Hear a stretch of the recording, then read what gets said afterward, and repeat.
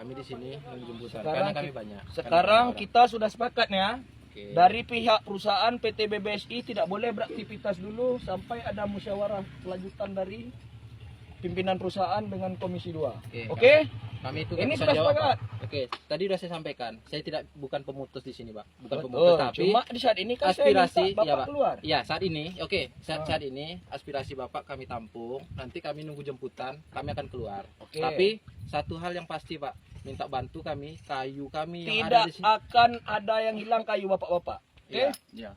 Bapak Jadi siapa kalau nama Bapak? seandainya Kami bantu menjaga ya. Oke, Bapak- Pak.